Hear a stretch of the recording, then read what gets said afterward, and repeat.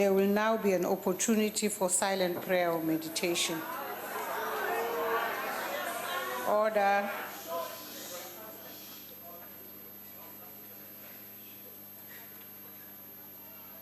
Please be seated.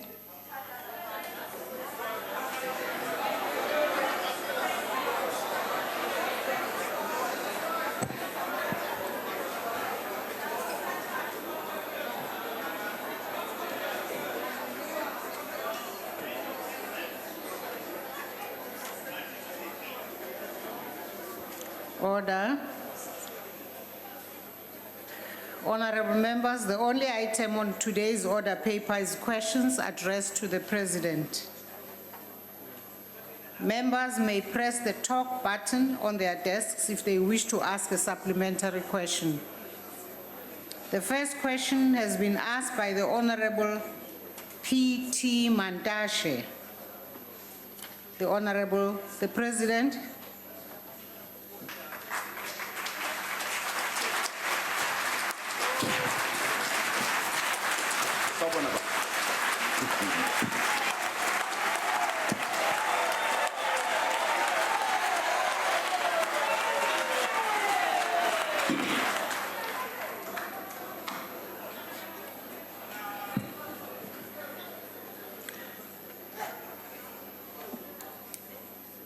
Honorable Speaker, as we mentioned in the State of the Nation address, income inequality and economic exclusion of the majority of our people from the mainstream of the economy cannot be sustained and has to be attended to seriously. The exclusion will not lead to the levels of economic growth we require in order to eradicate poverty, inequality, and unemployment. It will also make our attempts at achieving true reconciliation futile. The country needs to undergo radical socio-economic transformation, which is a decision that was taken by the governing party, the ANC, at its 2012 National Conference in Mangaung. One of the key aspects is to ensure the participation of Black people in the economy as owners and top managers, and not only as workers. The Constitution of the Republic is not as explicit on economic rights as it is on political rights. However, it does enjoin us to use legislative and other measures to reverse the discrimination of the past suffered by the Black people. Government will continue to work with business and labor to achieve the goals set out in the State of the Nation address and other programs to bring Black people into the mainstream of the economy. The unity of purpose and action amongst us is underpinned by the National Development Plan, which is a roadmap for every key stakeholder and citizen in South Africa.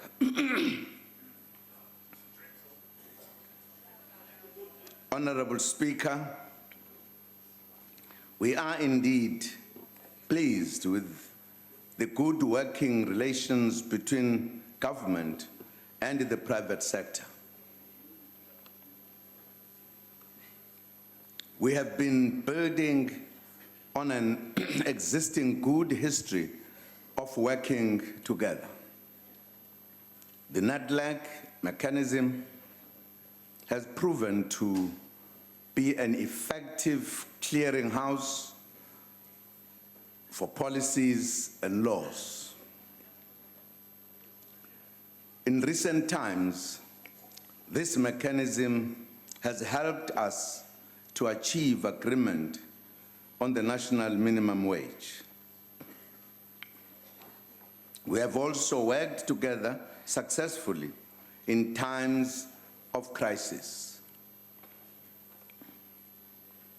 Since the beginning of the global economic crisis in 2008, we have worked together and found mechanisms of cushioning the economy. We continue to work together to reignite growth given the ongoing pressure on the global and the domestic economy. Together, we established the CEO initiative and meet at a high level as business, government, and labor to discuss critical issues facing the economy and inclusive growth. We also work together in designing implementation plans for key sectors in the implementation of the NDP through our flagship Operation Pakisa Big Fast Results Program.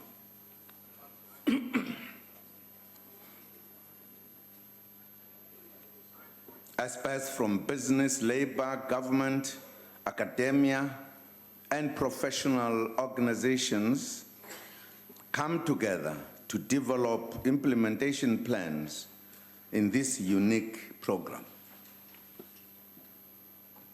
We have successfully developed implementation plans for the ocean economy, health, and basic education. We are busy developing plans for agriculture and rural development, as well as mining through the Operation Pakisa initiatives directed at these two sectors. We have also seen the fruits of working together in the mining sector, especially on the platform belt in the on the platinum belt in the Northwest province, which had been hit by labor instability a few years ago. We commend labor and business in the mining sector for bringing about stability in the sector. Working together has also proven to be helpful with regards to marketing the country, to promote inward investments at premier forums such as the World Economic Forum meetings. We look forward to sending a central positive message about the country together in May this year, when the World Economic Forum on Africa meets in Durban. Last year, a new initiative of joint international marketing road shows was undertaken by business, government, and labor to the United Kingdom and the United States, led by the Minister of Finance.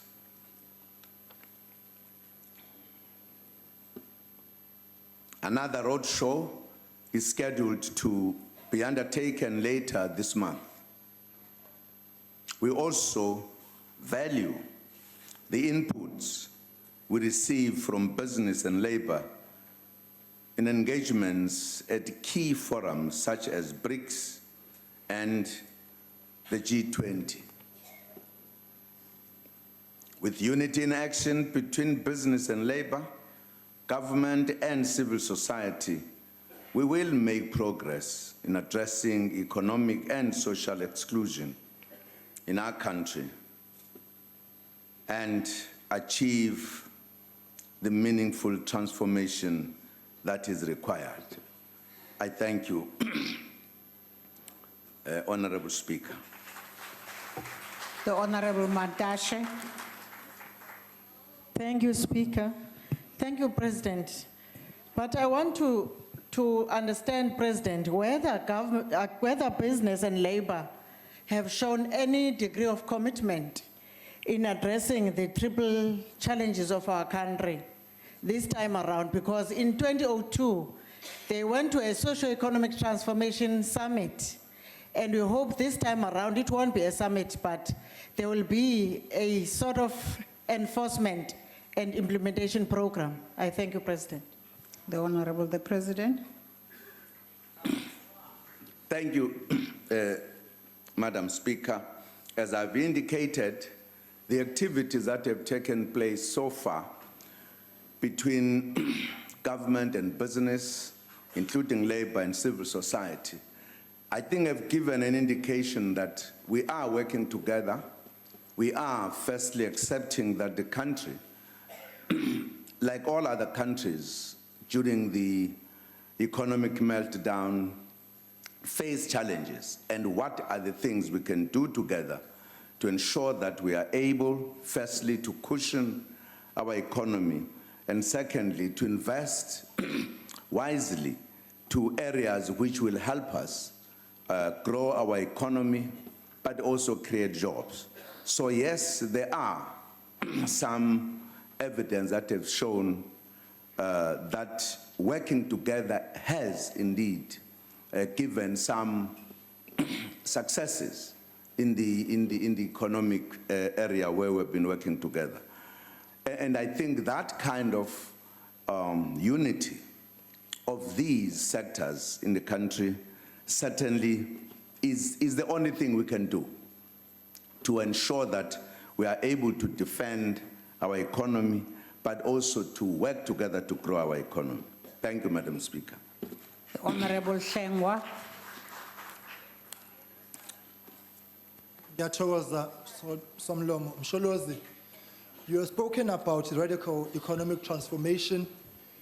You spoke at some point about the second phase of the transition. At some point you spoke about a good story to tell. And none of these things have actually materialized any tangible success with our people. Unemployment continues to grow. It now stands at 27.2%. We have seen the resistance of organized labor, particularly COSATU, around the issues of GEAR, ASGISA, the youth wage subsidy, and most recently the NDP. Moreover, they've spoken about the BEE process, considering it to be a stumbling block. In all these instances, Mr. President, I want to find out from you whether through the NEDLEC process or through the tripartite alliance, what issues has COSATU in particular and other organized labor have they raised as areas of concern about the NDP and any of the suggestions you have, and what is government doing to deal with those issues, because labor is an integral part of the success which South Africa needs in order for us to address the issues of unemployment, particularly amongst young people. Thank you. The Honorable the President. Thank you, Madam Speaker. Although the honorable member is touching upon issues historically that have happened, we are not saying there has not been disagreements in the course since 1994, wherein workers have raised issues very seriously, even issues when government was emerging with certain policies. But that does not mean the country has not moved forward. The country has moved forward. Yes, we have a good story to tell. And I think if you make a comparison between South Africa and any other country in the continent, in 20 years, we are not going to find a country that could identify the progress we have made in 20 years after freedom. We have. That is a good story to tell. The very fact that South Africa is recognized as the biggest economy in the continent is a good story to tell. So you can't say there's been no good story to tell. There has been. We have programs that are very clear that government has implemented. Among others, the infrastructure. It's a reality. There is development in the country in various ways. What has caused some difficulties has been the economic problems that emerged in 2008 that affected all countries in the world, not just South Africa, all countries. In other countries, even worse than in South Africa.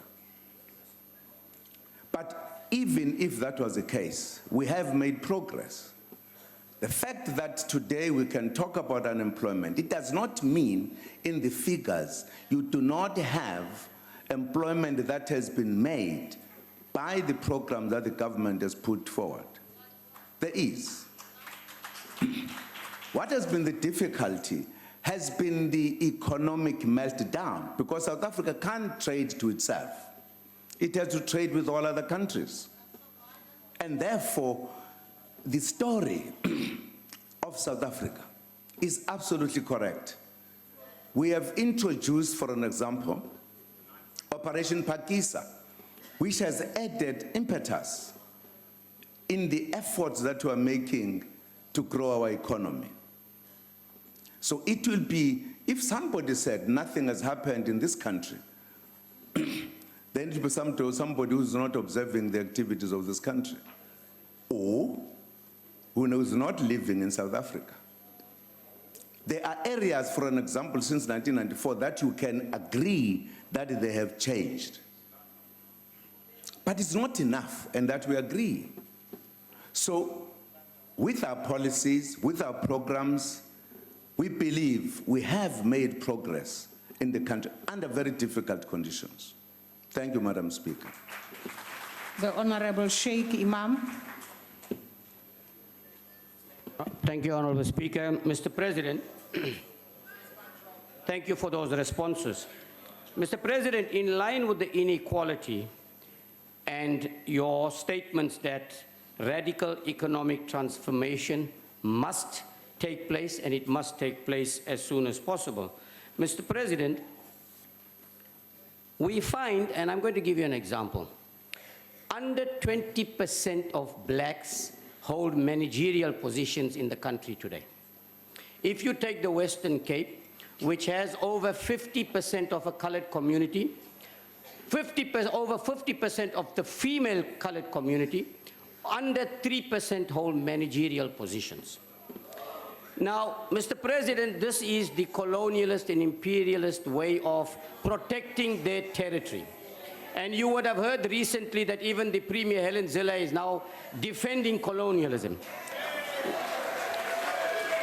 Mr. President, now that you have spoken about radical economic transformation, what are you going to do to force these imperialist ideologies from changing and ensuring that the lives of our people are changed for the better, and it is done in a process that will not be delayed any further? Thank you, Mr. President. The Honorable the President. Thank you, Madam Speaker. Of course, part of the reason we have talked about second phase of our economic development and radical economic transformation is precisely to address the historic economic structure of our country, which has been structured through the wrong policies of racialism, which excluded the majority in this country. We are now saying we must move quicker, radically, and change the ownership the system, the structure of our economy. It will include the Western Cape. It's not like a different place. We'll have to do it in the whole country. We are working hard, firstly, to find probable supporting policies as well as legal, in terms of legislation, to do the things we need to do, to break the monopoly and make the economy to be shared among all South Africans. And the participation must move along those lines. I don't think we could now talk forever. We needed to act. And this is what we have said, and this is what we were saying in the State of the Nation address. What is left of government is to indeed have the very specific and programs that are clear, that are effective, that we implement those policies. As I've just indicated, that we took this position of radical economic transformation in 2012. And I think it is now time that we implement those kind of positions we undertook. And that is what will change the balance in the economy. And it will grow the economy. It will create more jobs. But it will also deal very decisively with poverty, with inequality, with unemployment. That's a policy we have adopted, and we are going to implement it. Thank you, Madam Speaker. The Honorable Maimane.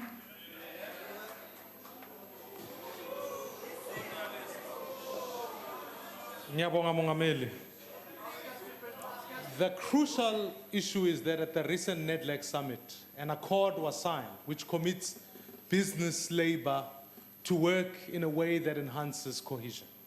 I think you and I would agree that part of the work that we've got to do to ensure that work is created for the 9 million South Africans who are unemployed is to create a supportive environment for small businesses. Now, Mr. President, part of the accord equally so condemns widespread strike violence by unions when they go through the streets. Because you saw recently, even COSAS yesterday went through Gauteng, looted streets. It's become quite clear that before you were not comfortable with challenging COSATU on this issue, but now that they've given an endorsement to CR17, maybe you might take a different stance.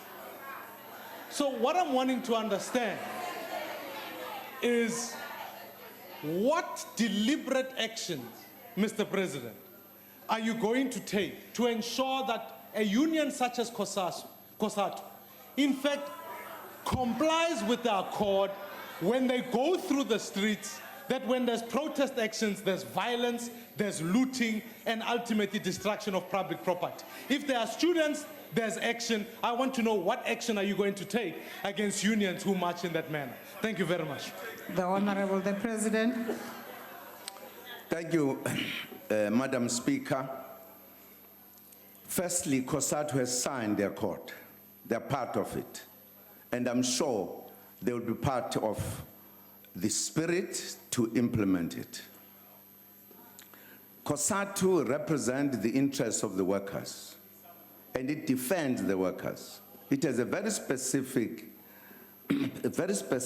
targeted area and an approach as we live in the society. And nobody can say the workers, even before they do anything, and say you are now, because we are part of an agreement, we are now prohibited to take actions in future. You can't say so. Because actions of COSATU are determined by the prevailing conditions at that time to the specific issues that they'll be dealing with. So there's no president who can say, even before such a situation exists, you say now, since you are part of this agreement, we are no longer allowed to take your actions. You can't be. If you said, no, now we are going to stop the workers, that is interfering with the right of the workers. Because at any given time, they will have to take a decision, whether they've signed an accord or not, defending the interests of their workers as they see it.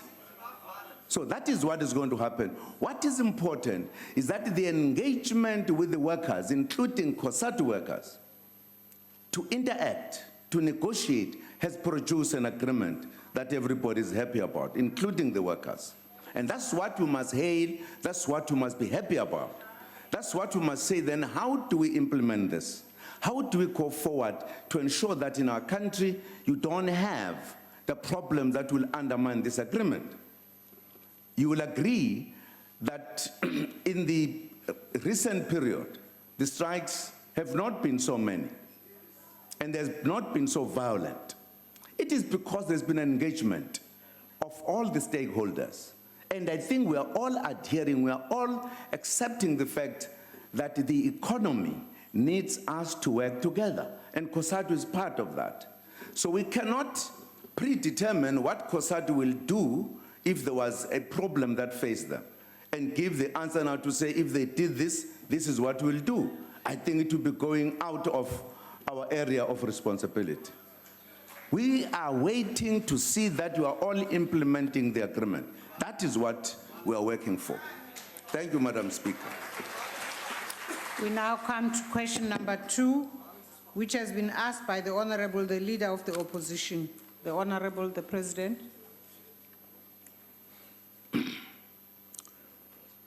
Thank you, Madam Speaker. Section 69(1) of the Constitution of the Republic requires members of Cabinet and Deputy Ministers to act in accordance with the Code of Ethics prescribed by legislation. In line with the above-mentioned provisions of the Constitution, an executive ethics code was promulgated to govern the conduct of members of the National Executive.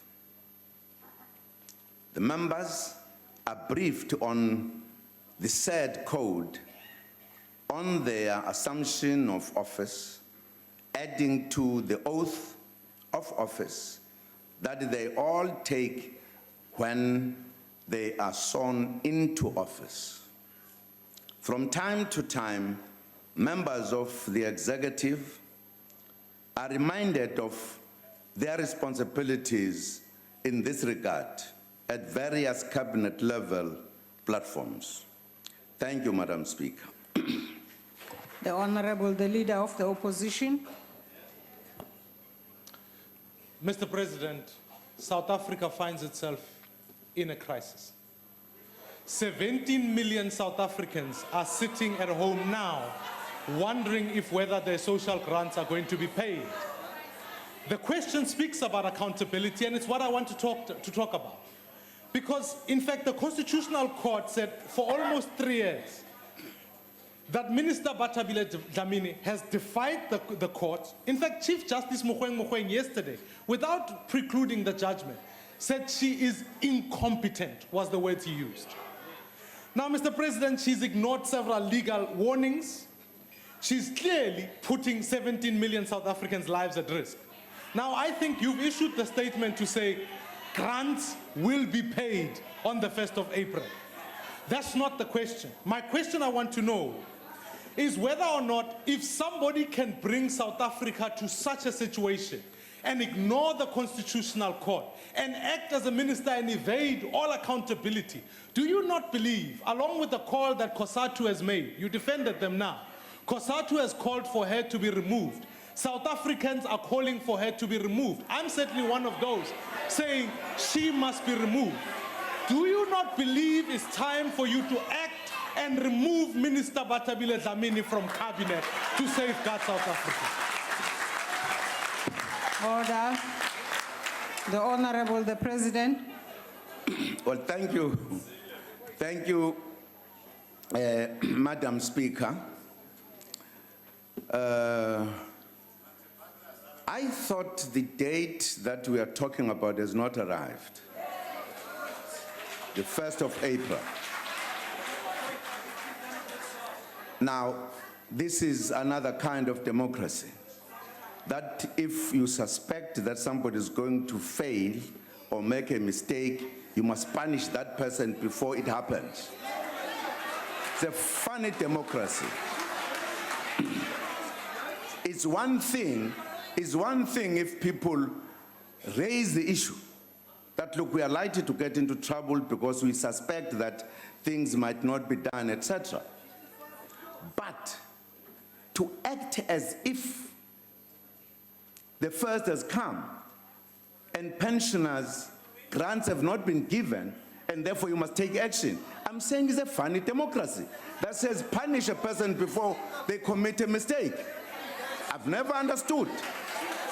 I thought what this country is doing has been, including the courts, is to address that issue so that we are not going to experience that kind of situation. And that's what the courts have been doing. And I have been briefed by the ministers what they've been doing. In fact, there was at one point a tender out which was not taken by the bidders. And therefore they had to start afresh again. There were very specific problems. I got detailed briefing from both the departments, social development and the treasury. It's not that they were sitting doing nothing all the time. There was in fact at one point a tender to address that, to in other words comply to the order of court. There were specific hitches that made this not happen at the time. And now they are dealing with it. As I'm talking to you, Treasury, social development are sitting together to solve the problem. So why punish somebody before anything happens?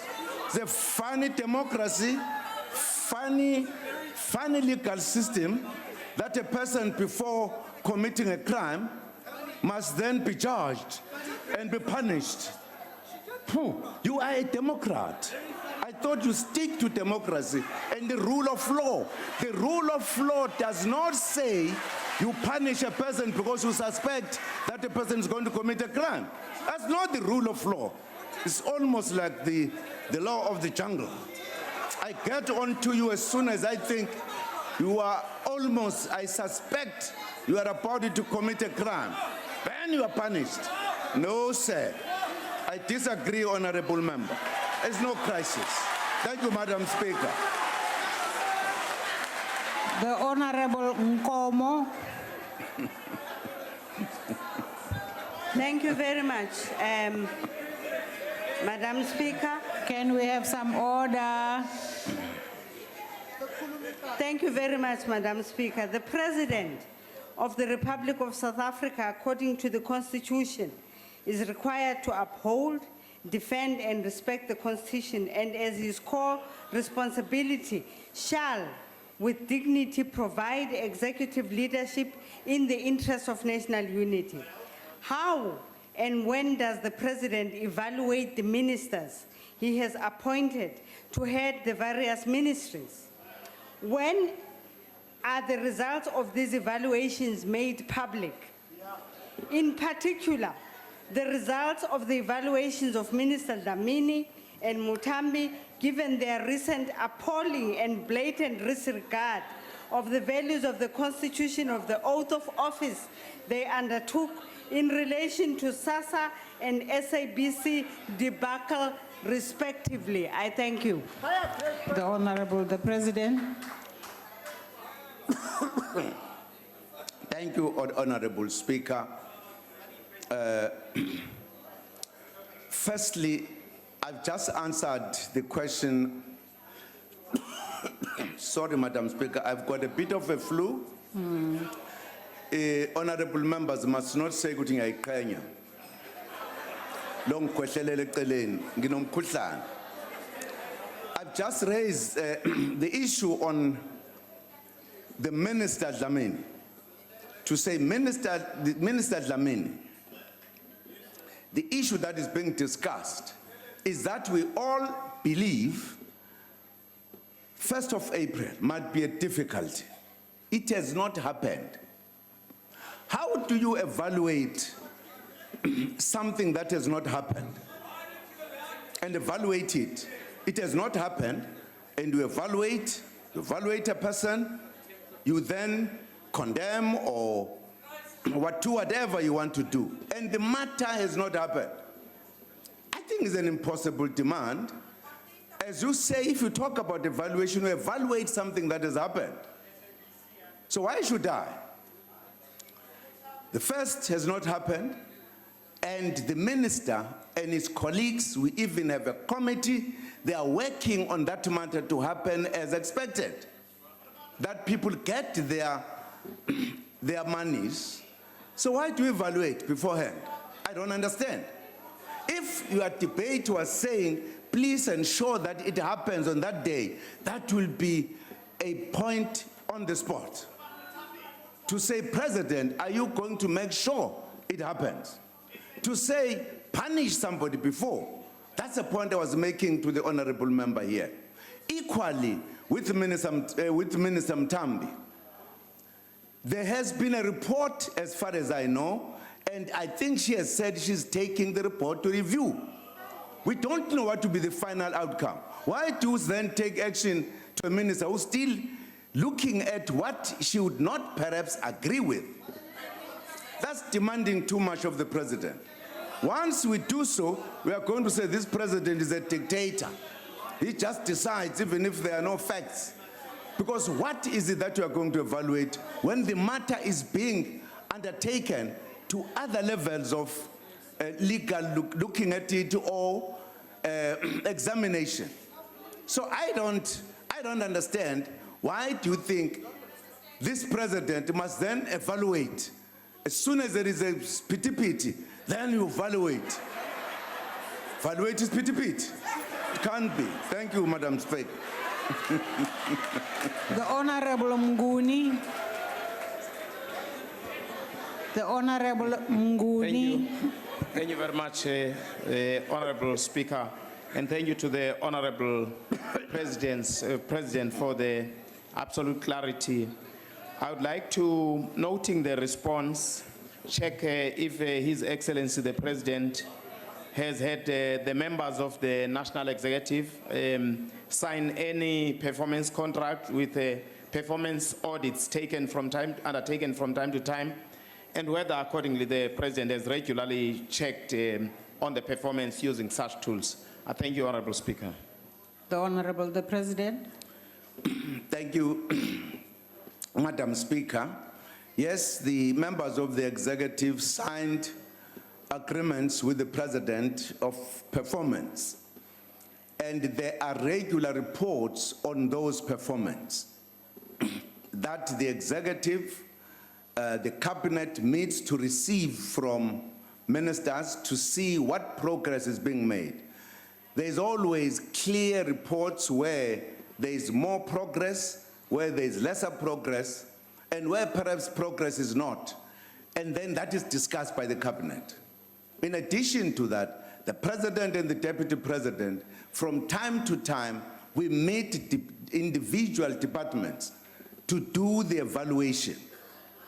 In addition to the Department of Performance Monitoring and Evaluation, that also does that on a regular basis. So that is always done. Thank you, Madam Speaker. The Honorable Mulder.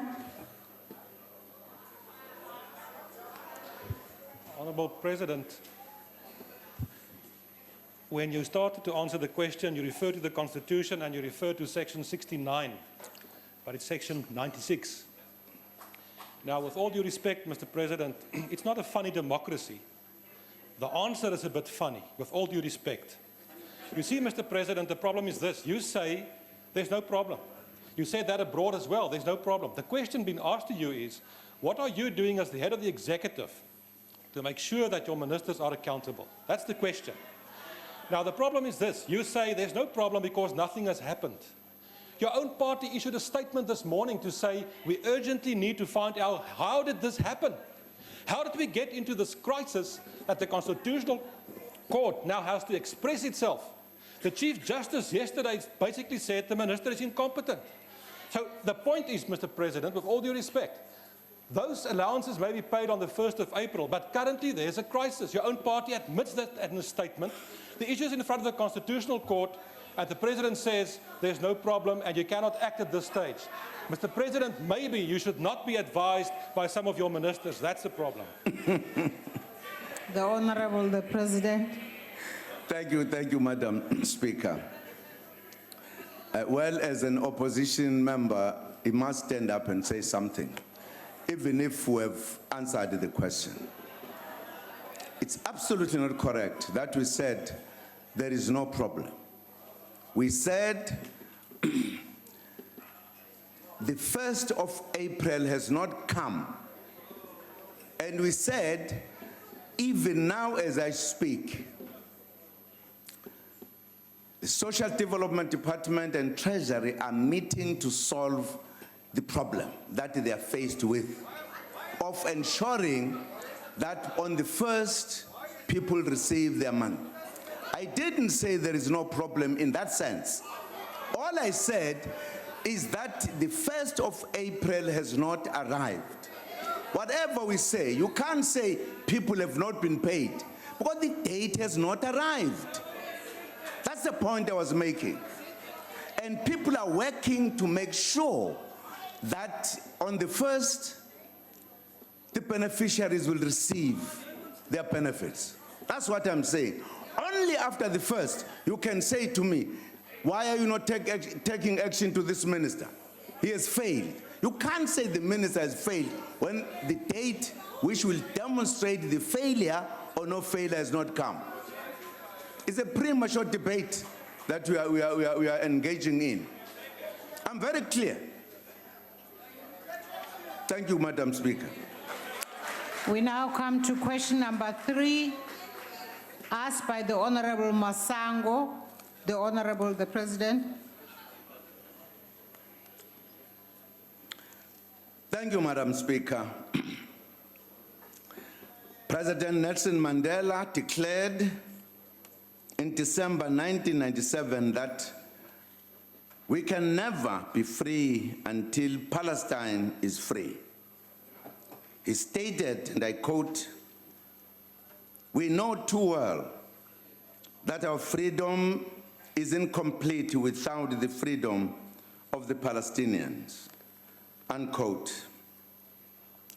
Guided by our history of struggle and by Madiba, South Africa continues to pledge our unshakable solidarity with the Palestinian people and to support the cause of the emancipation of the Palestinian people. South Africa remains convinced that a two-state solution is the only possible solution for durable peace in the region.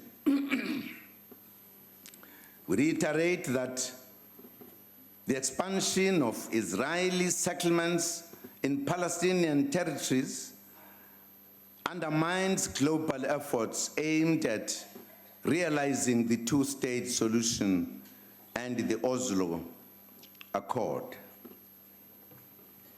After 50 years under Israeli occupation, Palestinians continue to live in deplorable conditions. They are subjected to human rights violations and face what UN special rapporteurs have described as a form of apartheid. We continue to support all international efforts aimed at achieving a viable Palestinian state existing side by side with Israel in terms of the 1967 borders. These initiatives include the French initiative, in which we participated last year. We have supported UN resolutions in support of Palestine.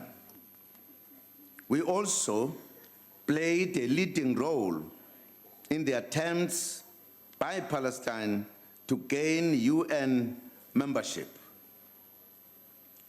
While the initiative has yet to be successful, we are confident that we will one day welcome a free Palestine into the family of the United Nations.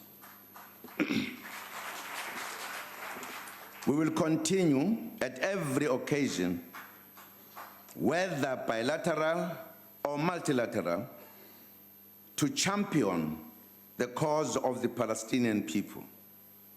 Just last month, on the 21st to 22nd February, we attended the 6th International Conference in support of the Palestinian Intifada. We are also continuing to champion the cause of the Palestinians within groupings that we belong to, such as the non-aligned movement. At the end of this month, we will attend a BRICS high-level meeting on the Palestinian situation. This year, we also celebrate the centenary of Oliver Reginald Tambo, who reaffirmed, and I quote, the principled solidarity of the African National Congress and the people of South Africa with the struggle of the Palestinian people, unquote. We will never turn our backs on the Palestinian people. I thank you, Madam Speaker. The Honorable Masango. Thank you very much, Honorable President, for your very comprehensive answer. Honorable President, it is the policy of the ANC-led government to discourage members of the government to visit the State of Israel. Recently, the leader of the opposition visited Israel and met with the most conservative, most reactionary, and most ultra-right-wing Prime Minister of Israel. But during the same visit, the Palestinian Authority refused to meet with him. This is a clear indication of the DA's support for Israel's government occupation of the Palestinian territory. Honorable President, would you condemn such visits and call on the public representatives and people to refrain from going to Israel unless it has to do with the process of peace?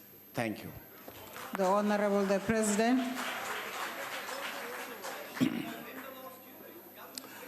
Well, thank you. Thank you, Madam Speaker. Certainly from the government point of view, we don't necessarily encourage people to go to Israel. Of course, there are parties with their policies and whatever, which will also indicate by conduct. We have heard people who have gone in the Middle East as participating in encouraging the process of solving the problem in the Middle East between Israel and Pakistan. That is a different kind of visit if you go there. But generally, we are not necessarily encouraging people to do so. Just to go there on a happy mood, like, as it were, much as we don't have the law that says you can't go to exile. But we always look towards the political understanding of what Israel is doing to the Palestinians. Well, if you think they're not doing that much, it's your own problem, but that's our position. Those who make contact with Israel in order to ensure that we push the solution of the two sides is a different matter. So that's what we do. The leader of the opposition goes there with his party. That is their own kind of decision they take. I don't think we would want to interfere, except to make the point that we don't generally encourage people to do so. Thank you, Madam Speaker. The Honorable Sheikh Imam. Thank you, Honorable Speaker. Mr. President, it is quite clear that Israel continues to violate all human rights. They continue building settlements despite all the necessary agreements and the efforts by law-abiding countries throughout the world to try and find a peaceful settlement. And yes, I must agree, there are those opportunists in this country that oppressed us for hundreds of years, are now supporting Israel to continue oppressing the people of Israel, of Palestine.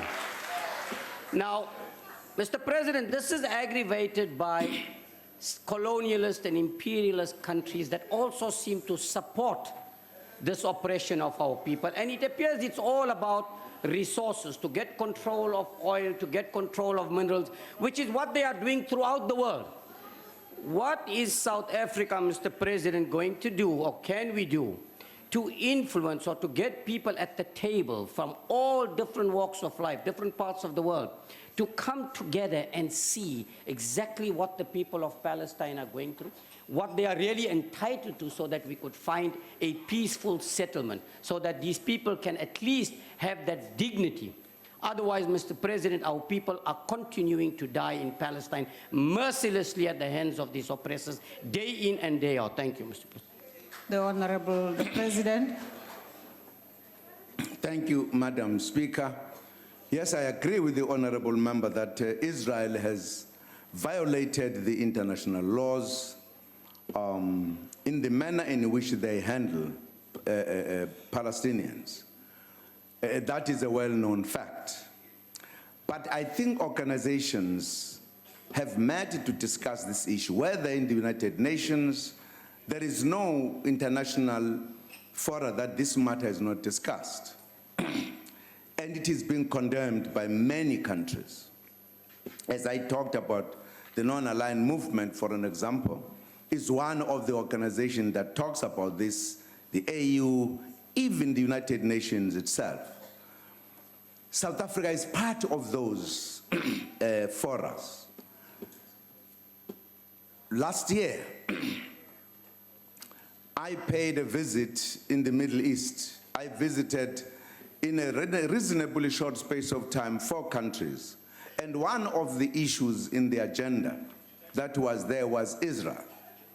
And what I found in the Middle East was that even Arab countries that had held very extreme views about Israel, they are now saying they accept the 2-state solution and that they need peace in the Middle East, that without solving the Palestinian question, there will be no peace in the Middle East.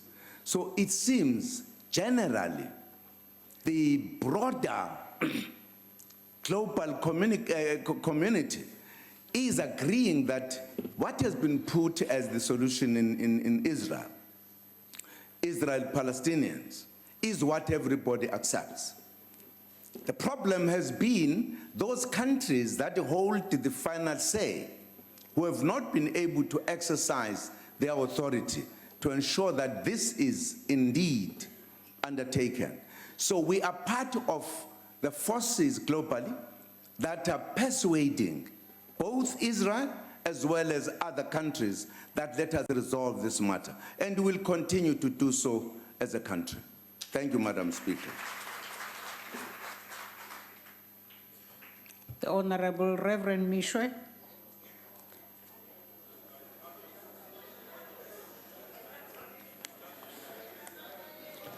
Speaker, with the exception of a few members of this House who were not yet born, and those who are still in their nappies, many of us who were offered Bantu education will remember that in religious education classes, we were taught about King David, who ruled the nation of Israel over 3,000 years ago, and that he ruled from Jerusalem, which was the capital city of the nation of Israel. That was before the advent of Christianity and Islam, and before the word Palestine ever evolved. Would the President agree that one of the reasons that negotiations between Israelis and Palestinians have stalled is their disagreement over the status of Jerusalem, which the Palestinians want to see divided, and the Israelis want it to remain as undivided capital of the state of Israel? And what is your position, Honorable President, regarding the status of Jerusalem? Thank you. The Honorable the President. Thank you, Madam Speaker. I've never entered in the politics of of Jerusalem. I don't think that is my task. Nor have I ever entered in the history in the past who was there, who was not there, who was a citizen then and who was not a citizen then. That's not my area. What I'm dealing with are the issues today of Israelis and Palestinians and the history that we know and what the world is saying. And I think the world that we are talking about, which we say it agrees, it includes both Christians and Muslims. On this general issue, everybody agrees that let us have two-state solution. That is the point we are talking about. As to how David ruled over 3,000 years, I don't think I want to enter that kind of politics. Thank you very much, Madam Speaker. The Honorable Mwango.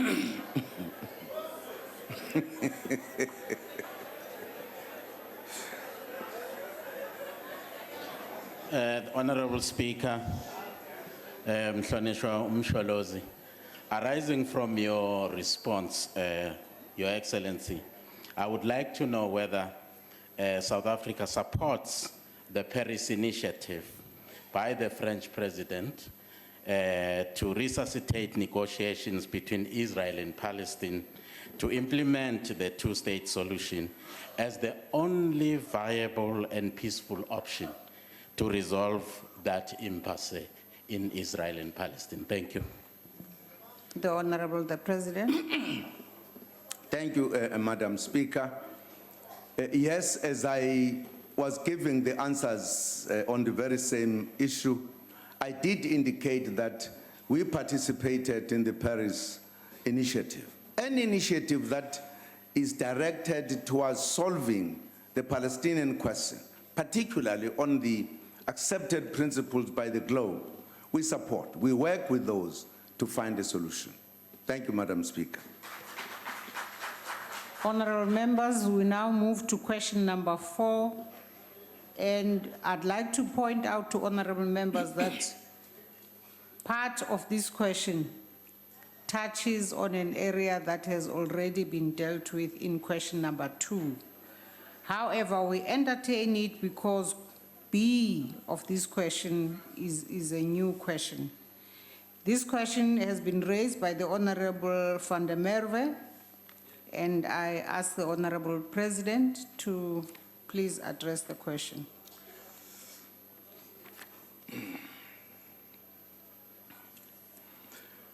Honorable Speaker, the social grants are one of our most effective poverty alleviation mechanisms. They also remain one of the key achievements of our country and our government. We appreciate the fact that even political parties that have been critical of social grants over the years have now realized the important role of the grants in the fight against poverty. Government is doing everything possible to ensure that there are no interruptions to the normal process of paying social grants to beneficiaries at the end of this month. Sifuna ukubanika isiqiniseko abantu abathola izibonelelo kuhulumeni, izimpesheni zabadala, izibonelelo zezingane,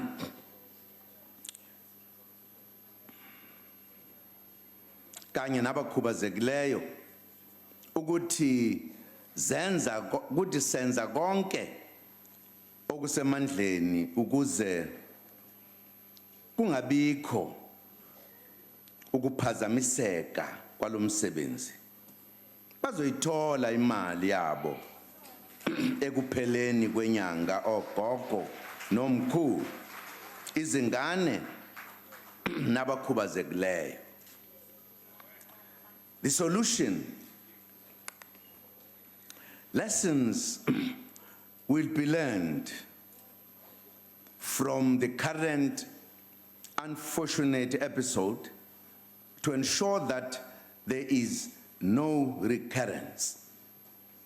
I will not get into the details at this stage, as the Constitutional Court is currently seized with this matter. As government, will ensure that a sustainable payment solution is found which is compliant with our Black economic empowerment imperatives and all our laws. The solution must also help us to ensure that fraud and corruption do not take place in the social grants payment system. Government already saves about 1 billion rand annually in the social grant system currently through our effective anti-fraud measures in the Department of Social Development, which is a great achievement. We deeply regret the current situation as government. We will ensure that there is never again any apprehension with regards to the payments of social grants to our people. Action against ministers is the prerogative of the President. I thank you, Madam Speaker. The Honorable van der Merwe. Thank you very much, Honourable Speaker. Honourable President, with all due respect, that is not what I asked you. I asked you what steps will you take against the Minister of Social Development. This is not about the 1st of April and whether grants will be paid or not. You have to pay grants. It is your responsibility. This is about a rogue minister that ignored the Constitutional Court for 3 years, did nothing to ready herself for 1 April, that has put at risk the lives of the most vulnerable, which you now say is an unfortunate situation. So I'm asking you, if you're telling us that you'll take no steps against the minister, are you also telling us that respect for our courts and the rule of law is optional, firstly?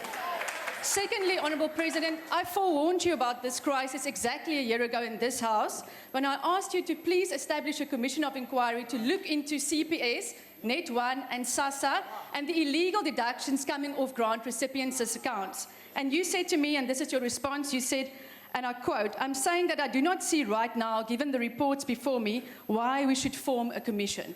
So I'm asking you now, will you also take personal responsibility for this crisis? Will you now establish a commission of inquiry to look into this dodgy deal? Look at, for example, there's a rumor in the ANC caucus, for example, that CPS is paying for Nkosazana Dlamini Zuma's campaign, and I want you to comment on that. So my question is, Order. Order, honorable members. Honorable members, please allow Honorable van der Merwe to finish her question. Honorable Singh. Please finish, Honorable van der Merwe. Honourable President, I'm asking you, will you now consider establishing a commission of inquiry to look into the dodgy CPS-SASA deal? Will you look into the rumours that the CPS is paying for your preferred candidate for the presidency in Nkosazana Dlamini Zuma's campaign? And will you... Order, I'm asking you to investigate, members. Honourable President, because if you tell me that you are not going to launch an investigation into this matter, then you're also telling me that you are not that you do not care for the most vulnerable in our society because this company is responsible for illegal deductions from grant recipients. So I'm asking you, will you launch a commission of inquiry into this matter, Honourable President? You have asked so many questions, Honourable van der Merwe, but the President is free to answer at least whichever one of them. Order, Honourable Speaker. Order, Honourable Speaker. Yes, Honourable. Please, Honourable Speaker, can I know if it is parliamentary to bring into this House rumors? Are we supposed to discuss rumors? Honourable the President. Honourable Speaker, I just want to rise on a point of order. Yes, Honourable President, please take a seat. Honourable Speaker, in terms of the rules of this House, which is also in the Constitution, a member is entitled to freedom of speech. So that point of order is totally out of order. Thank you. Yes, Honourable Singh, a member indeed is entitled to freedom of speech. The Honourable, the President, has the freedom of speech to answer. Thank you. Thank you, Honourable Speaker. Thank you, Honourable Speaker. Well, the Honourable Member has actually repeated the questions that I've answered. But since there is a freedom of speech for her to do so, I will repeat my answers as well. As a freedom of my speech, it looks like. Because firstly, if I go to what the Honourable Member says, when she asked me a while back to establish a commission of inquiry, she did not present any evidence to say these are the matters that need to be investigated. This is what the department has done. Even now, she wants me to do the same on a matter that I say what is being discussed. There are allegations, perhaps, if she's aware of it. What we are looking at, and to answer the question whether we are not caring about the vulnerable, what we are working with now is to ensure that they receive their benefits on the first. That is caring for the vulnerable. That's what we are doing. You want to divert me, not to do that, to start now working on something else.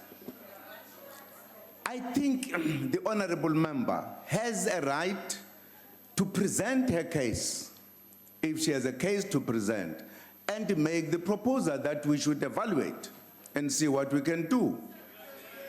We are not saying nothing has gone wrong. We are not saying these companies did not siphon money. I don't know about that. If you know, those are facts that we have got to support, to say these are the things that have happened and therefore we need investigation. I don't think you can include that about the political statement of people who are being supported because they're going to elections. You actually dilute your question. I'm not sure whether we are just doing political exercise or we are asking a serious question. That is my problem with your questioning. Thank you, Madam Speaker. The Honourable Olomisa.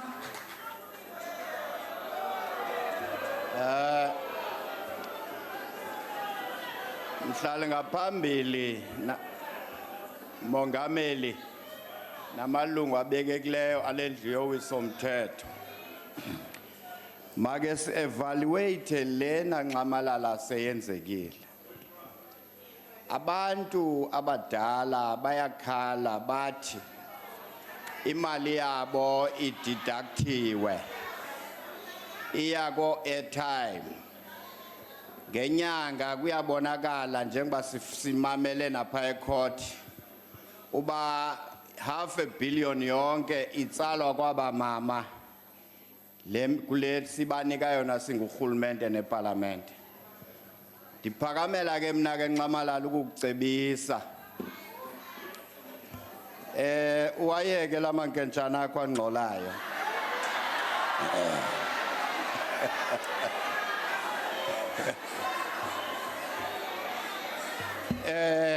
Umbuzo endinawo ngulo. Besingena kona Mr President.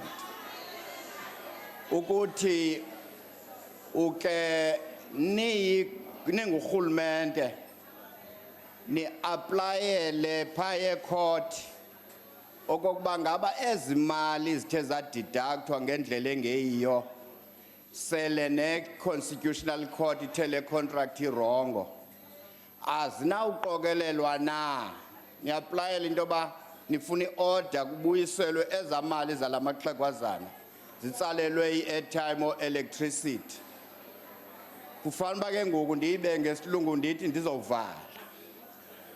Would it not be prudent for your government to approach the courts to issue an order that will empower government and then enable beneficiaries to recoup the monies that were illegally taken through the illegal CPS Net 1 contract? Uba uthi ke ayikho ready ngoku umphako endiurhabulisa ngawo uba next week masiqale lo process le mali mayibuye ibuyiselwe abanikazini bayo. Thetha namageza akho angangcola apha ehousing.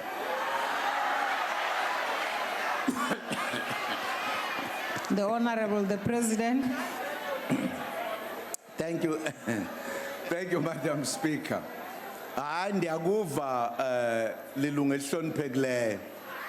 Tokunayo andinaqiniso kakuhle kuba ubufakazi sinabo obuzele kuba nyani yenzekile lonto noma kayenzekanga na.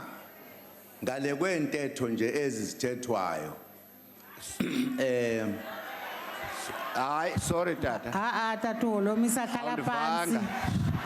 Imali ubufakazi bemali yatsalwa ngosithethayo yalamaxhegwazana ikhona yenzeka lona. Tatu Olomisa ngicela uhlale phansi. Minister azaze kubrief kahle kanti hawu.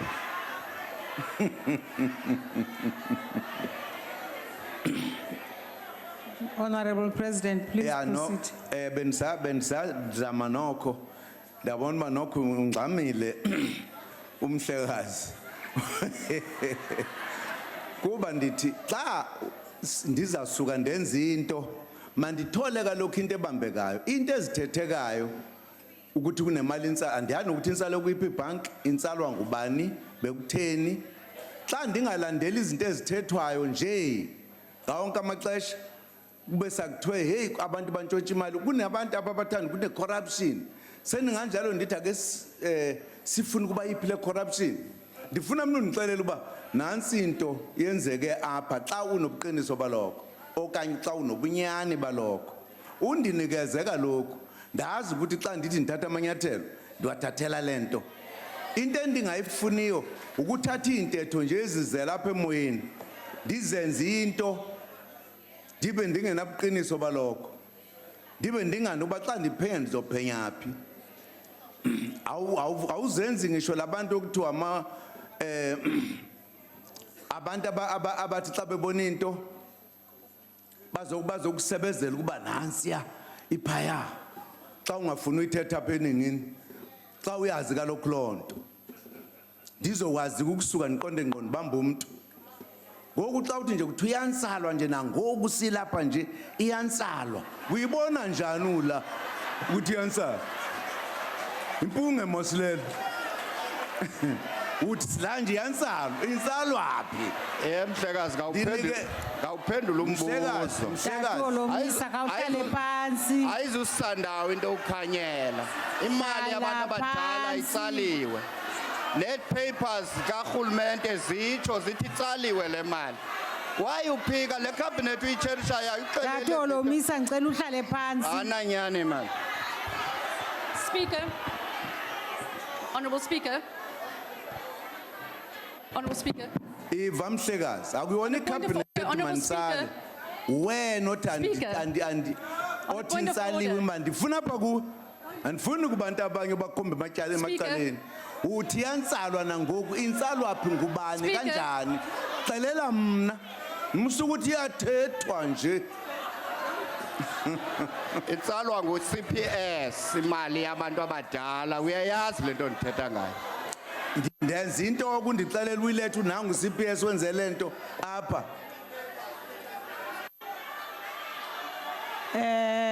Honorable members, Honorable Maimane. Honorable Speaker, on a Yes, point of Honorable, order. yes, Honorable Khatebe. Honorable Holomisa has just said that the president is lying. He said that, and it is unparliamentary. Number two, he called the members on this side Amankenchana, Namakeza. That's despicable language. Can you rule on that, please? Thank you. Speaker. Honorable Olomisa, can you withdraw saying the president is lying? Akathethi nyani yaphinda. Upresident akathethi nyani because uaware uba imali yabantu abadala Honorable kudala Olomisa, itsalwa. Honorable Olomisa, Makathi ndiyaxoka ngoku kuyelo phambi kwam. Honorable Olomisa, I say you should withdraw that because you cannot Alright. say that. Ndizayirhoxisa kodwa inyani yona ihleli njalo. Xa urhoxisa, rhoxisa. Rhoxisa, rhoxisile, rhoxisa mama. Okay. Speaker. Honorable. Speaker, I've been on my feet for 5 minutes. You've ignored me. I want to provide some guidance on this issue. Because No. Speaker. No, I've got a Hansard here with Honorable the van der President Merwe, admits- please take your seat. Please take your seat, Honorable van der Merwe. I wish to recognize Honorable Maimane.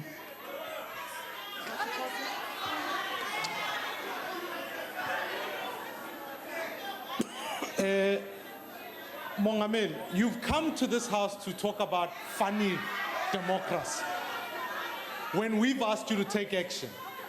Let me perhaps maybe help. You know what funny democracy is? This Ministry of his pity, as you said it. 2 Decembers ago, a sitting finance minister is doing their job. They get fired for a pretentious job. But a number of years later, a minister who is not doing their job, no, they get protected by you, and you come to Parliament to defend the minister who is completely incompetent. It can't be. That's funny democracy. And you've come here to say, look, there's no crisis. Honorable Maimane, do you have a question? I'm getting there. You are left with 11 seconds. No! You've come here to say, Uguti, your cabinet said this morning there is a crisis. Your cabinet said so. My question to you is that your legal advisor, Mr. Hali, has been involved in these negotiations. The presidency issued a statement to say, no, we don't know anything about it. Have you engaged Mr. Hali to find out what is the extent of his involvement and why is your strategic advisor meddling in the affairs of dealing with this SASA crisis as we see it, not like you see it? The Honorable the President. Thank you, Madam Speaker.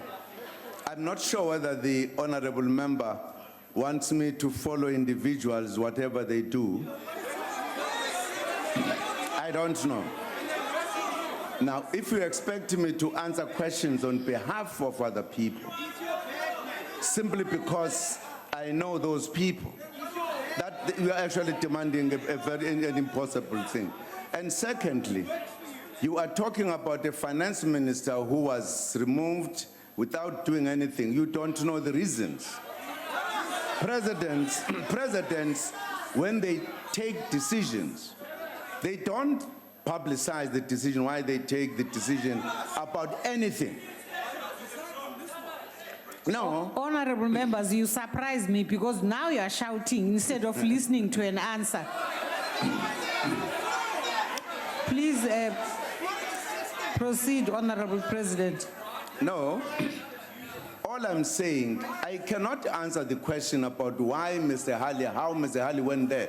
I don't discuss things between Mr. Hali and people that he can work with. You think he was acting on my behalf? No, I'm saying, but I'm answering you. I'm answering you that on this matter, whatever Hali did, I don't even know the arrangements. Mr. Hali is a lawyer. I don't know under what conditions if that happened. No, I'm just saying because you are mentioning somebody who is a third party. No, I am telling you that you are asking me a question that I cannot answer. That's all. Order, honorable members. Harley is a lawyer. He works with me. You question me on the matters that he deals with on my behalf. Not any other. They would think if he's defending somebody somewhere, will that be my problem?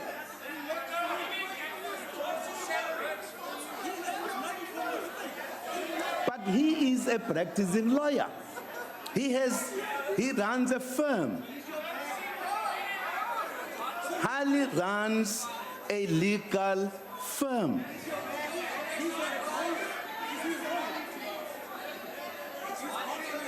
Thank you, Madam Speaker. The Honorable Shengwa. Thank you very much, Somlomo. Mhlonishwa Mengameli. Mr. President, on the 17th of March from that podium, you said the following, and I quote, Honorable Speaker, firstly, yes, illegal deductions from these accounts from South African Social Security Agency, SASSA, grant beneficiaries are on the increase. Close quote. That was you, Mr. President, on the 17th of March, 2016, confirming that illegal deductions were taking place. Today, on the 16th, you come and deny that. I put it first to you, Madam Speaker, that please investigate the President whether he has not today, right now, misled Parliament. The issue, that's what all wanted to raise. Now, Msholos, the issue, with all due respect, akukona ukuthi abantu bazohola ngebanga lomhla ka1 akukona lokho fanele baholele vele akubuzwa into ithi kufuna kuqhubeka inkontilaki yaka CPS yezigebengu ethatha imali yabantu uthula uthini abantu abahluphekayo bephethwe ngume ngamelwezwe bezoba yisulu zenkampani ewu-CPS entshontsha imali yabantu okuvumile nawe lo nto ukuphika manje kodwa wakuvuma kwenzeka kanjani abantu bakithi impela nibanikele ezandleni zezigebengu siyivume kanjani leyo nto Msholozi ake nithembeke kubantu bakithi nibanikeze i-service provider engeke izibagebenge.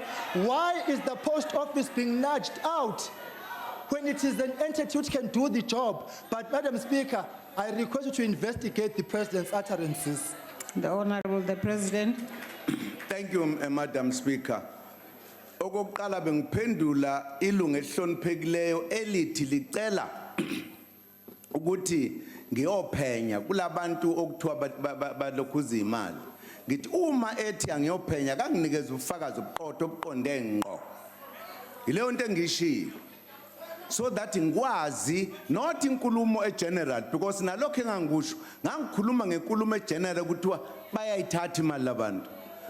Umnomzane uthi angiyophenya lento ngithi nginikeze manje ngoba usho njalo ikuphi baphi ngibhekane nawo ngqo angizange ngiphike ukuthi abayenzi lonto ngithe akanginike manje ngqo awungizwanga kahle. Honorable members, we now move to question number 5.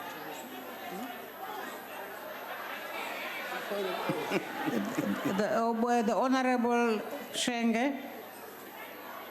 Honorable Speaker, His Excellency the President, and honorable ministers, honorable deputy ministers, honorable members, I'm quite surprised, that our colleagues who are not today have such good students in both the DA and the ANC. This issue of completely drowning the President and drowning other speakers is absolutely despicable. And I'm surprised that they have such good proselytes in both the ANC and why do you complain when they behave like that? You are very good students, all of you.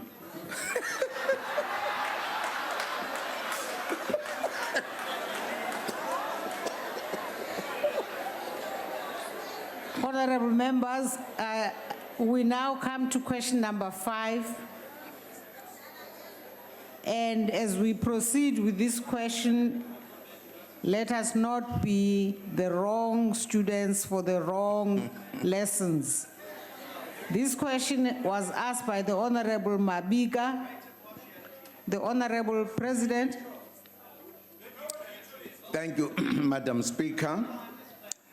The appointment of persons to the National Executive is the prerogative of the President of the Republic as outlined in the Constitution. The President communicates publicly if he takes such a decision. Thank you, Madam Speaker. The Honorable Mabika. Ngiyabonga Somlomo. Mhlonishwa Mongameli, you wear two hats. You are the president of our country and also the president of the ANC. Sometimes it is possible to wear each hat separately, but at times circumstances require you to wear them at the same time. Now, we all know that Mr. Mlife made a tearful exit from Eskom after being implicated in the public protector's report on the state capture. And this is viewed as the tacit acknowledgement of his role in the whole state capture scandal. Mr. President, by virtue of your office, you are supposed to be the ultimate defender of our Constitution and the person who is tasked to ensure transparent and accountability governance in South Africa. How?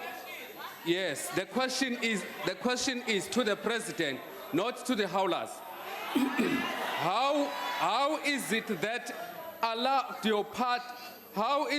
you allowed your party to deploy a person of such questionable ethics to this honorable house, which is supposed to be the bastion of political virtue? The Honorable the President. Thank you, Honorable Speaker. I thought this country is a democratic country, and I thought this country adheres to the rule of law. Now, if there are allegations, allegations are not convictions. Allegations are allegations. I don't understand this House that you would say if anyone made allegations, or an institution for that matter, that person must then be convicted and be punished. That person has no right to do what other citizens are doing. I don't know why, if there are allegations, or there were allegations, and the person is then supposed to be given a particular task by a party, why should the party say, I can't give you, or give you the possibility to do anything because there are allegations against you? Allegations emerging from whatever process. If you stop that person and that person goes to court to say, my province gives him an opportunity, and the organization says I can't take it, and I don't understand why, because I'm not convicted. There is no adverse finding about me. Now, if we follow your logic, where is the rule of law? Where is the rule of law that says you are innocent until you are found guilty? Why should you be guilty before you are tried? I don't understand. I don't understand. And therefore, if the ruling party takes a decision to deploy its member, Honorable it member, has the a right to do President so. is still on the floor. But No, the President... Honorable Mabika, Honorable Mamiga, you asked a Speaker. question.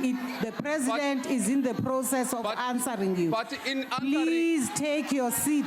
Take your seat. No, take your seat. in answering, Take your seat, Honorable Mabika. Chairperson, Take your seat. but the president is asking You take questions. your seat.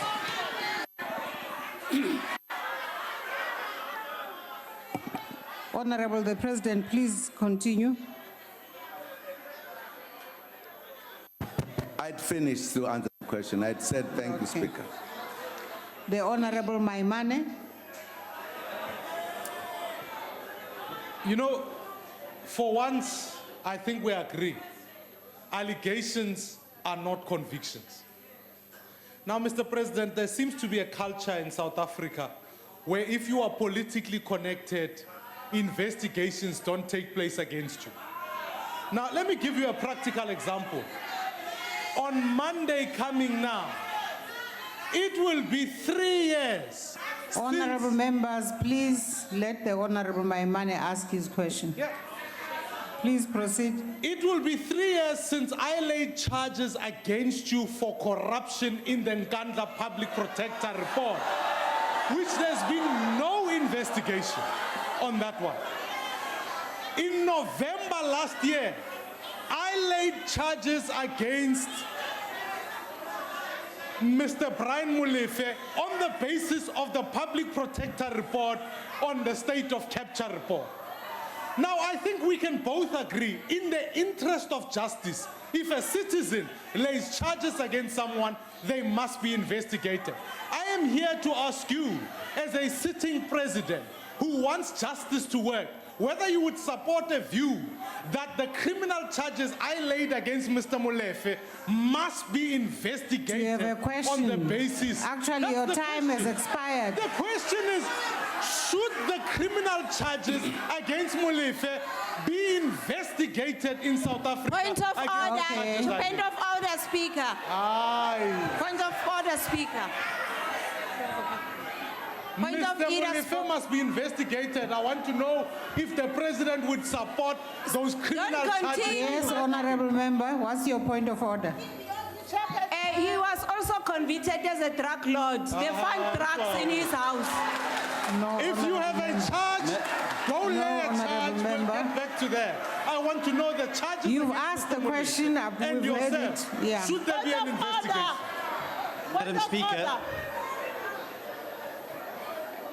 Can we allow the President to answer? No, I'd like to take a point of order, if I may. No, Honorable Member, can I?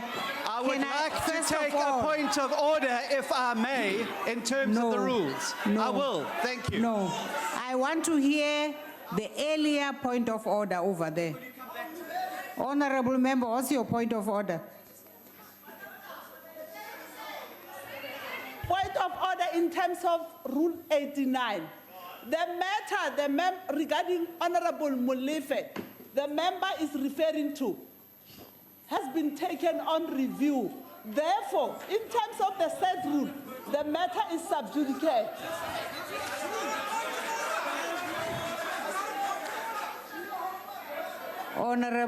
Honorable Member, I want to follow up on that point of order and I will rule later. Yes, Honorable Steenhuisen, what's your point of order? Madam Speaker, I'd like to address you to Rule 85, if I may. The Honourable Manana got up and said that the Honourable Maimane is a convicted drug lord. Madam Speaker, that is a reflection upon a member of this House, and it is untrue, and she must be asked to withdraw it. And I would ask that you ask her to do so now. I think the point on which she should withdraw is the fact that, in fact, she can't do what she has done, and that is not to bring the motion in the form of a substantive motion. So now I didn't see who it was who was saying that. Who was it? Who was it? I will assist. Honorable Manana. Honorable Manana. Can you withdraw that, honorable member, because you are only allowed to bring such an accusation in the form of a substantive motion? Can you withdraw it? Ngito withdraw, Speaker, kodwa Ugodwa akafuneki. Ugodwa akafuneki sisi. Withdraw I will nje face siyavuma. any investigation.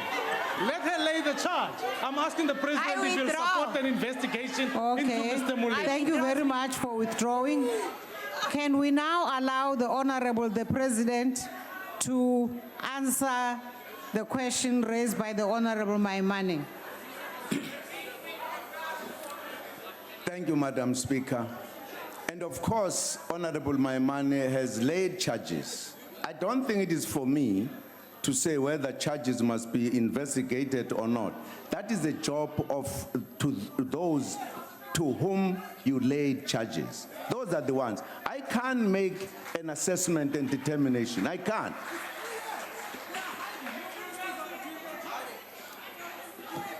Thank you, Madam Speaker.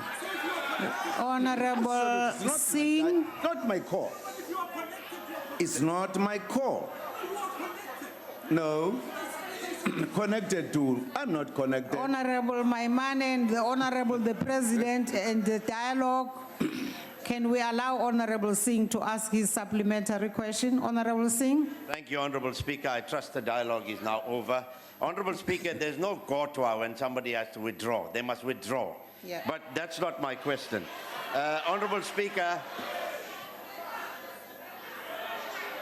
I can't proceed with my question because there's so much of noise. Order, honorable members. Please allow Honorable Singh to ask his supplementary question. Unless they She don't- did withdraw, by the way. Yeah, I know, but Yeah. gotwa.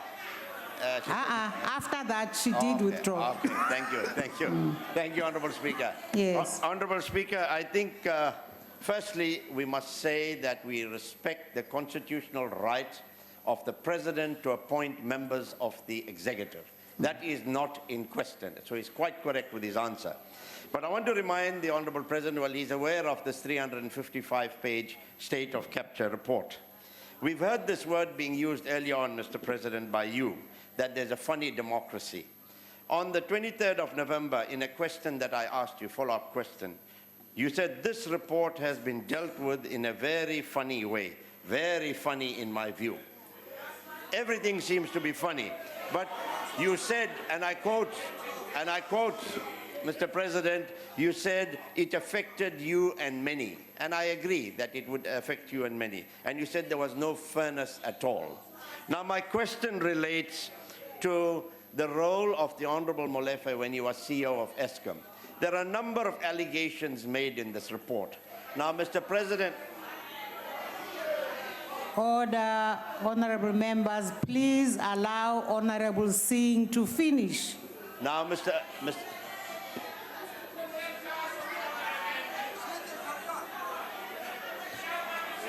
Honorable members, please allow Honorable Singh to speak. Please finish, Honorable Singh. Okay, Honorable Speaker, Minister Zulu is trying to engage in a dialogue with me. Now, we've heard today, Honorable President, from a backbencher that this report has been taken in review. And we would like the President to confirm whether it has been. But in relation to Eskom, I asked in November whether you will appoint an investigating committee into the Tegeta deal. Your own Minister of Public Enterprises says this, and I quote, "I really hope the President appoints the commission at some point. It's necessary so we can talk a few things through," Brown said in an interview with the City Press sister newspaper. Now, in view of this and the call for an investigation to clear the Honorable Molefe's name and your name and anybody else's name, what would your position be today on this matter, Honorable President? Honorable President. No, thank you, Madam Speaker. I think the honorable member said a number of things on this report. And when I answered you, when you were asking a question, and I told you what happened, I was not talking about the matter far away from me. I was talking about a very concrete, practical, personal experience with regard to this report. And up to now, I can't tell you what will be the real outcome of this report. Whether this report, because it's those who were talked about there, including myself, investigation should have meant that we were met and asked questions, we should respond to the question. You can't conclude about an individual without having asked individuals the questions. And that's a problem with that report. And that's why I wouldn't want to make more comments than what I did say that time. And I still say that the public protector, former public protector, was unfair. Firstly, I did indicate she had said she was reporting to me as the president that there is this request that has come. She's still evaluating. The next thing she says, could I have a meeting so that I can give a report? And before we met, 3 days before, I will want to ask you questions. And I was not prepared when we met. And I said, you have not even sent me the questions. And we argued for a long time. And I said it was unfair. I told her to. It's unfair.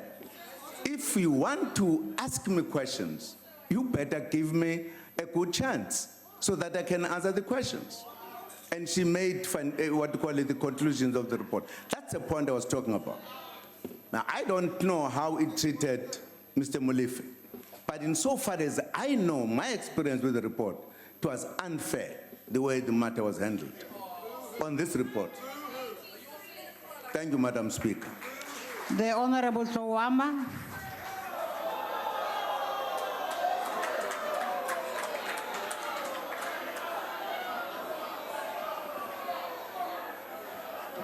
Thank you, Honorable Speaker. Today, Honorable President, I'm not proud of you. Your answers are not inspirational. Honorable Speaker, Honorable President, don't you think, Honorable President, that the presence of Honorable Molefe in this House diminish the dignity of this Parliament? Don't you think that this signal your unethical don't you think it signals unethical leadership on your part? I thank you. The Honorable the President. Thank you, Madam Speaker.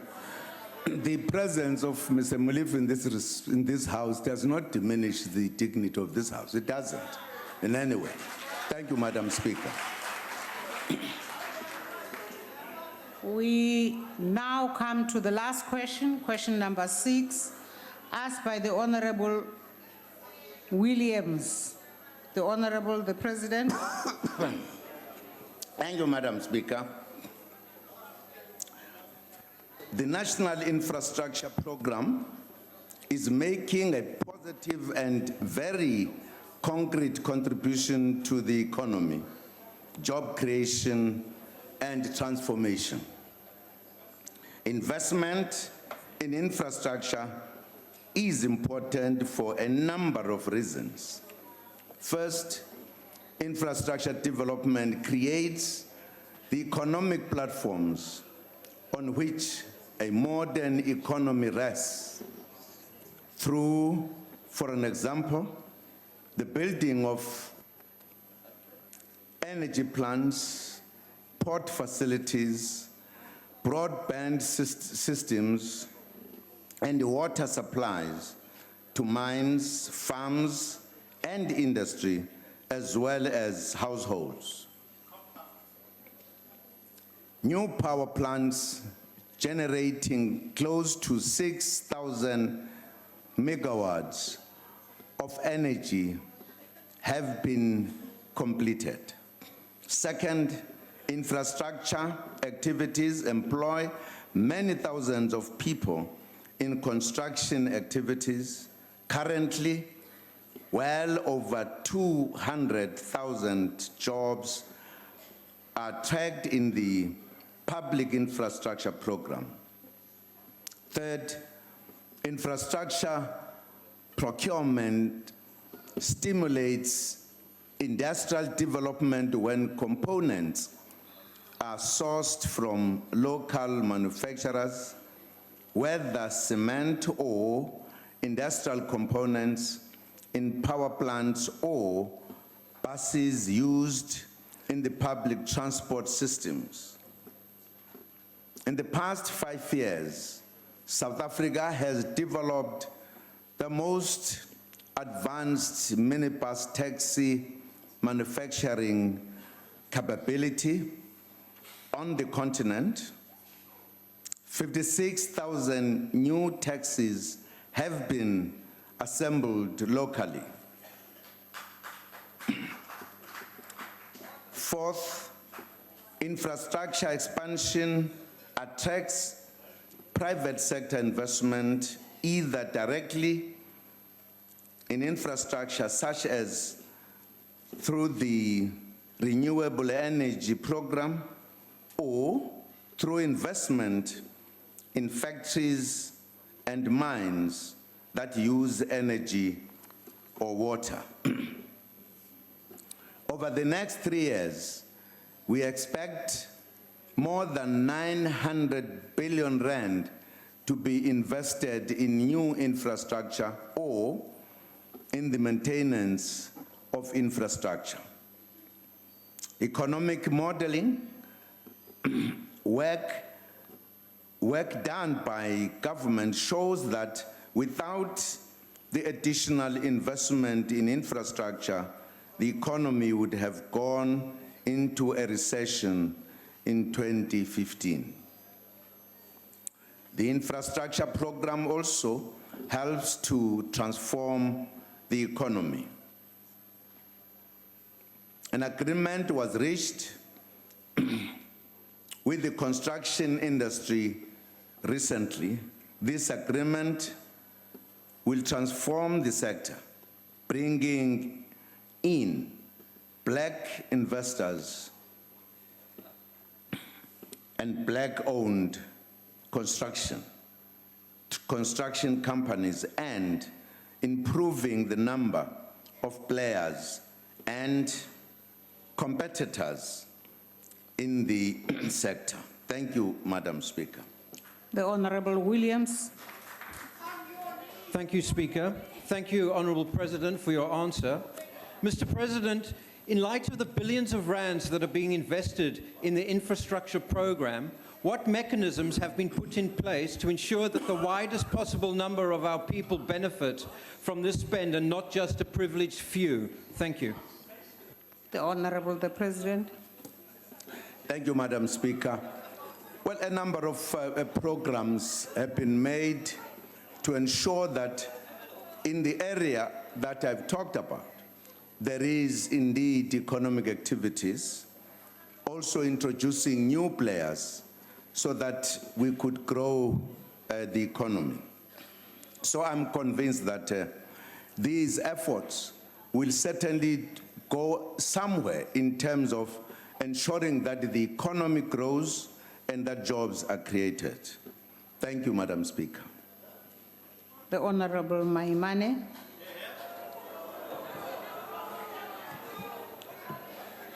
President, I think we agree that infrastructure is crucial for economic growth. Transport is a crucial component of infrastructure because it helps many poor South Africans get to and from work. But in this particular instance, the state-owned enterprise responsible for commuter transport, Prasa, has been involved in corrupt scandals. In fact, it's recently dismissed its CEO and the minister has taken action in dissolving the board. Now, the former Prasa chairperson, Ntate Popo Molefe, went on his way and stated under oath in an affidavit to say before a court of law that the ANC as well as Prasa officials were therefore beneficiaries of a bribe to secure Sifwambo a 3.5 billion locomotive tender. Mr. President, do you believe, did in fact the ANC receive the 80 million rand bribe that is being described here in awarding the contract to Sifwambo? And did you instruct the ANC MPs who are sitting here now crying to do a U-turn on the decision to set up a parliamentary inquiry into what in fact is taking place at Prasa? So I want to know, did you receive 80 million rands as the ANC? And can you support that in fact we must have an inquiry into Prasa? Thank you very much. The Honorable the President. Thank you, Madam Speaker. Firstly, I don't know about the amount we are talking about. As an ANC president, I don't know about it. Those have been allegations which, of course, as you correctly say, will need to be investigated to prove whether indeed that happened. Now, Prasa has been busy doing internal investigation, as far as I know, on the matters that have been alleged. I don't know how far those investigations are. And therefore, to establish an inquiry on top of investigations, I'm not sure whether that would be the correct thing to do before we know the outcome of the investigations.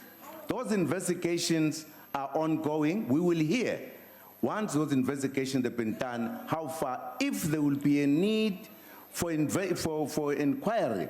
I'm sure we will agree at a given time if there is a need that we should do the inquiry. Because one of the things that could happen is that the investigation could lead to court and decisions of the court. So you may not have a need for any inquiry. So that's why I'm saying at this point in time, we can't say, yes, we are going to do inquiry until those investigations are clear. Thank you, Madam Speaker. The Honorable Espereisen. Thank you, Madam Speaker.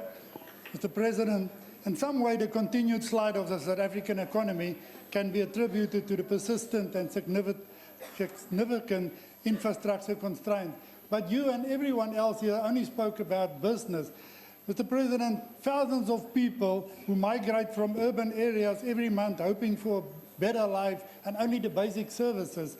What will you do rather, Mr. President, to end the disparities between the rural and urban population and to ensure infrastructure delivery in the rural areas? Thank you. The Honorable the President. Thank you, Madam Speaker. Of course, we are doing something about the rural areas. We have programs that deal with rural development. We even established a department specifically to deal with that. We are discussing and we are working on the plans how to resuscitate the small towns as part of developing infrastructure in the rural areas. That is what the government is doing. It's a matter we are dealing with right now. So I hope that will help to arrest the movement that you referred to from rural to the urban areas, because we are trying to create jobs in the rural areas themselves. That is part of the plan of the government.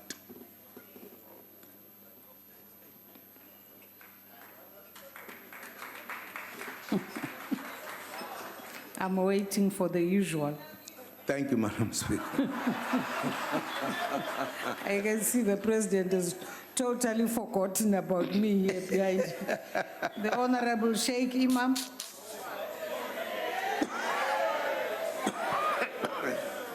Thank you, Honorable Speaker. Mr. President, my question is twofold.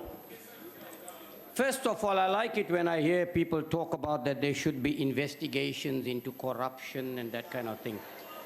Would you, Mr. President, consider an investigation into the alleged corruption of a 113 million rand tender by the Democratic Alliance in the Western Cape?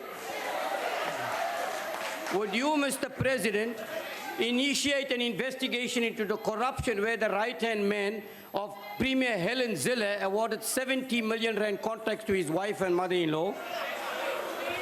Finally, Mr. President, in terms of the infrastructure development, there is no doubt that it is making an immense impact positively in the economy. My challenge, however, is that sometimes these infrastructure development where resources are diverted to are not being utilized, and as a result thereof, what happens is the twofold problem. The resources are diverted from one area to the infrastructure development. When that does not take place, service delivery suffers there, plus money has been diverted from another area, suffers there. What can we do to ensure there is compliance on the ground in terms of infrastructure development? Thank you. The Honorable the President. Thank you, Madam Speaker. Certainly, if there are developments that are being done and there is a need to divert the funds, and I'm sure that is done after consideration and discussions and decisions taken, if that is done, I don't think anyone can just take the resources of one project to the other. And if that is done, it should be, and there would be an understanding how then you will take care of the area where you removed funds from, and I would imagine. And there should be compliance in terms of what happens if you divert funds, etc., etc. With regards to the allegations of the monies taken by DA, well, those are allegations as well. And I'm sure the law enforcement agencies will have to do their work if that happens. And if such an allegation comes to say, let us investigate this, and there are indeed facts, I'm sure that will be investigated as well. Thank you very much. Honorable members, that concludes questions to the President. I thank the Honorable the President. That concludes the business for the day. The House is adjourned.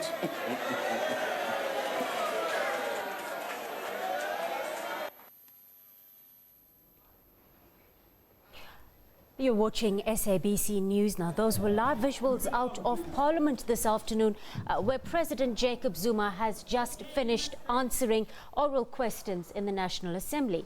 Well, overall this afternoon it's been a far more temperate, calmer mood in the House, and the presidential reply went without any major interruptions. In the last hour, the SASA debacle, of course, featured highly. The President once again assures the nation that the social grants will be paid come April 1st. Now he is standing firm, rejecting calls to remove Social Development Minister Batabile Dlamini.